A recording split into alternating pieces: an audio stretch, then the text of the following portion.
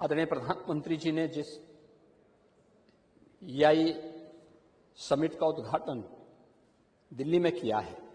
वो EI summit में 20 राष्ट्राध्यक्षों ने अपने संबोधन में जो बातें कही हैं, बहुत महत्वपूर्ण बातें कही हैं। और डाटा के EI के बारे में कि EI किस रूप में नई संभावनाओं को आगे क्रिएट कर सकता है, इसमें हमारी क्या भूमिका हो सकती है। लेकिन उसके लिए स्किल मैन पावर चाहिए। उस स्किल मैन पावर के लिए आज उत्तर प्रदेश सरकार अपने नौजवानों के लिए, क्योंकि हमारा मानना है कि EI गेम चेंजर होने वाला है और इसमें यूपी के युवाओं को, यूपी के स्केल का, क्योंकि उत्तर प्रदेश देश का ऐसा राज्य है जिस राज्य ने 56 से 60% हमारे पास जो युवा है वह कामकाजी है। यानी जो हमारे पास आबादी है, यह कामकाजी है और इसको कार्य चाहिए। उस कामकाजी युवा के लिए EI की भूमिका क्या हो सकती है, खासतौर पर हमारे स्कूल कॉलेजेस में पढ़ने वाले बच्चों के लिए। तो इसमें हम लोग उनके लिए EI टूल्स के फ्री वर्जन का उपयोग करने के लिए उनको अब तक पैसे देने की आवश्यकता पड़ेगी और उत्तर प्रदेश सरकार इस मामले में 25 लाख उत्तर प्रदेश के नौजवानों को EI वर्जन को फ्री में उपलब्ध करवाने की दिशा में एक बड़ी कार्य योजना के साथ कार्य करेगी। यह उत्तर प्रदेश के नौजवानों के लिए हम लोग एक नई कार्यक्रम की घोषणा करने जा रहे हैं और इस दिशा में उच्च मांग वाले जो हमारे क्षेत्र हैं, इसके लिए जो उनका स्किल डेवलपमेंट के लिए जो हम कार्य करेंगे, इसमें EI है, डेटा साइंस का है, रोबोटिक्स का है, मशीन लर्निंग का है, ड्रोन टेक्नोलॉजी का है। इन सभी के अनुरूप कार्य में उसको पारंगत बनाने के लिए सरकार इस दिशा में कार्य करेगी। स्टार्टअप और इनोवेशन के लिए EI हब की स्थापना और इसमें गवर्नमेंट के अप्रोच को आगे बढ़ाने के लिए, क्या शिक्षा के क्षेत्र में, क्या स्वास्थ्य के क्षेत्र में, क्या एग्रीकल्चर के क्षेत्र में, इन सब पर हम लोग नए स्टार्टअप को भी स्थापित करने की दिशा में कार्य करेंगे। इसके अलावा और भी अन्य कार्यक्रमों को हम इस दिशा में सरकार आगे बढ़ाएगी। खासतौर पर कल यहां पे कृषि मंत्री ने भी इस दिशा में काफी चीजें इसमें यहां पे घोषणा की होगी और मैं इस बारे में कहूंगा कि सटीक खेती के लिए युवा EI का आर्टिफिशियल इंटेलिजेंस का उपयोग करके किसानों को मौसम की भविष्यवाणी के बारे में, मिट्टी के स्वास्थ्य विश्लेषण के बारे में, वहां पर फसलों पर किसी प्रकार के कीड़ों के हमले के पूर्व चेतावनी देने के बारे में, इन सब के बारे में वे EI के माध्यम से उनको उपयोगी रूप से सहयोग कर सकते हैं और उसके माध्यम से अपना एक अच्छा कार्य कर सकते हैं। और यूपी के युवाओं के लिए ई-कॉमर्स और सप्लाई चेन प्रबंधन में भी यह एक बड़ी भूमिका का निर्वहन कर सकते हैं और उत्तर प्रदेश सरकार इसके लिए अपने युवाओं को काफी इसमें उनके स्किल डेवलपमेंट के लिए और उनको आगे की सुविधा उपलब्ध करवाने में पूरा सहयोग करेगी। प्रदेश सरकार ने जिन अन्य क्षेत्रों में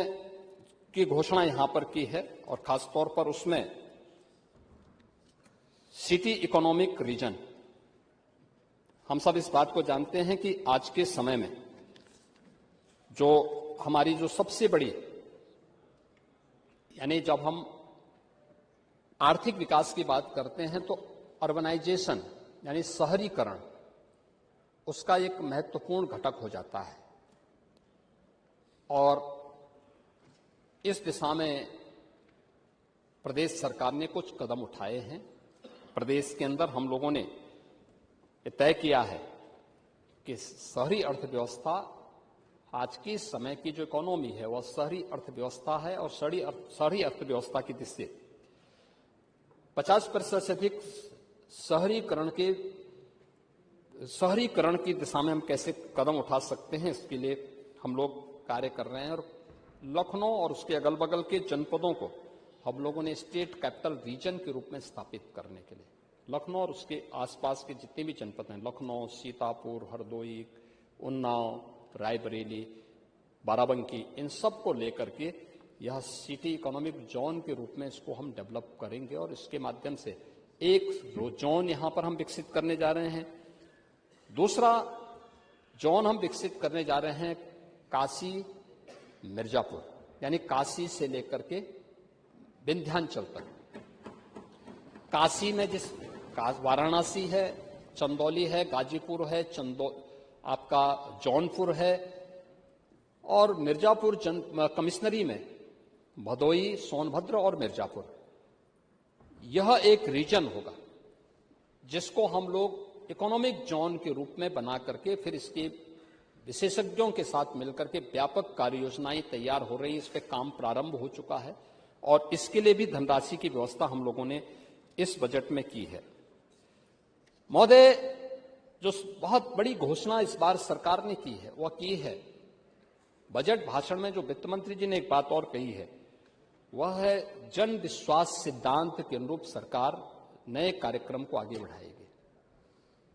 क्या है जन विश्वास सिद्धांत? खासतौर पर अब तक हम लोग ईज ऑफ डूइंग बिजनेस की बात करते थे, व्यवसाय की सुगमता, लेकिन ये जन विश्वास सिद्धांत क्या है? उस जन विश्वास सिद्धांत के लिए यानी अभी इस चीज को लेते हुए सरकार ने इस दौरान काफी चीजें की हैं। जैसे हमने स्पीड ऑफ डूइंग बिजनेस की एक मॉडल स्टेट के रूप में उत्तर प्रदेश को स्थापित किया,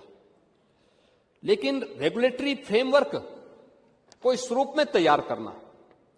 कि लाइसेंसिंग, रजिस्ट्रेशन और इंस्पेक्शन की जो कार्रवाई है इसमें विश्वास पर आधारित हो, सेल्फ सर्टिफिकेशन के साथ हम जोड़ सकें। एक बहुत बड़ा कदम होगा ये। आप देखते होंगे, आप तो विभिन्न विभागों में थे, कोई एक एफिलिएशन देना होता था तो एफिलिएशन के लिए इतने कागज मांगे जाते हैं। मेरा मानना है एक पेज में लेना चाहिए, एक पेज, एक एफिडेविट और एक पेज। अगर दूसरा व्यक्ति गलत बोल रहा है तो आप उसके अनुसार कार्रवाई करिए, बाकी चीजें समाप्त करिए। हम लोगों ने एमएसएमई सेक्टर में किया था। हम लोगों ने कहा जो 96 लाख एमएसएमई यूनिट लगे हैं कोविड कालखंड के अंदर, हम लोगों ने कहा कि नहीं भाई, सारी चीजों को समाप्त करो, एक साथ इसको लागू करो कि 1000 दिनों तक आप इन कार्यों को इसको लाइसेंसिंग की सारी प्रक्रिया को आप 1000 दिन के अंदर ले लेना। लेकिन 1000 दिन के अंदर आप अपना उद्योग लगाइए, चलाइए, कोई आपको पूछेगा नहीं, कहीं कोई समस्या नहीं आएगी। ऐसी ही समस्या, इसी बात को लेकर के सरकार ने किया है। इसको हम पहले 53 विभागों पे लागू करने जा रहे हैं और इसके लिए हमने स्टेट ट्रांसफॉर्मेशन कमीशन को इसका नोडल विभाग के रूप में नामित किया है कि वह इस पर कार्य करे, इसको तेजी के साथ आगे करें। उत्तर प्रदेश के अंदर एक बड़ी घोषणा हम आज करने जा रहे हैं, वह तीसरी हमारी बड़ी घोषणा है, वह है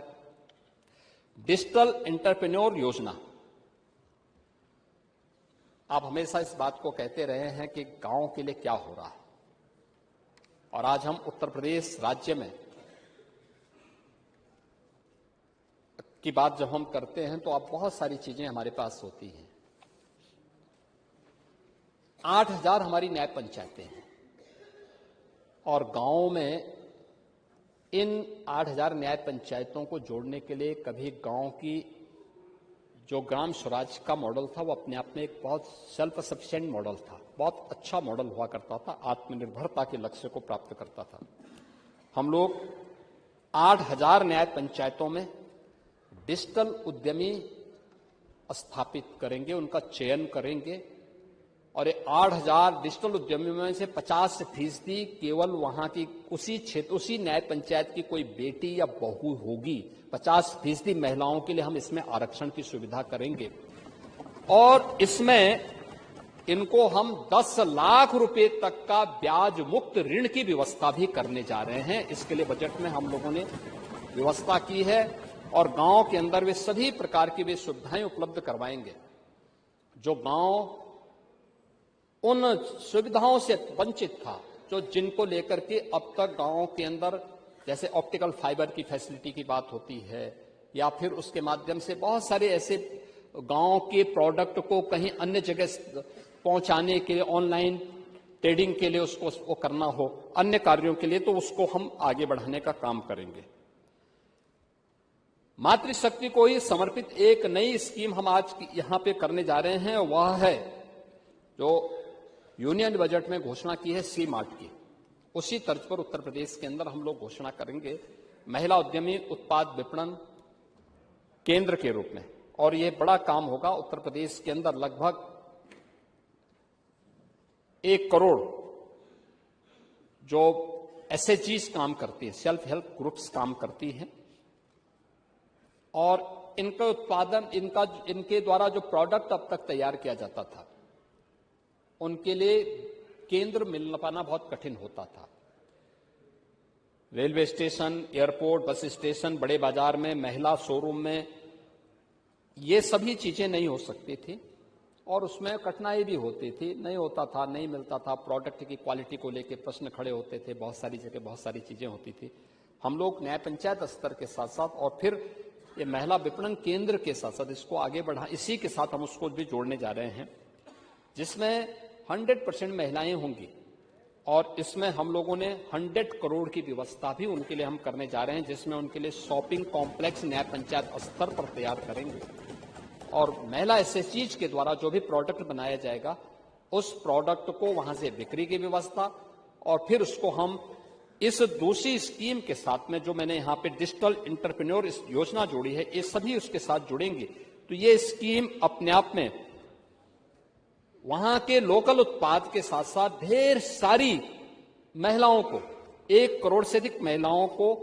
इसके साथ जोड़ने में और उसके माध्यम से उन्हें आत्मनिर्भर बनाने के लिए सरकार कार्य करेगी, इस दिशा में आगे बढ़ेगी।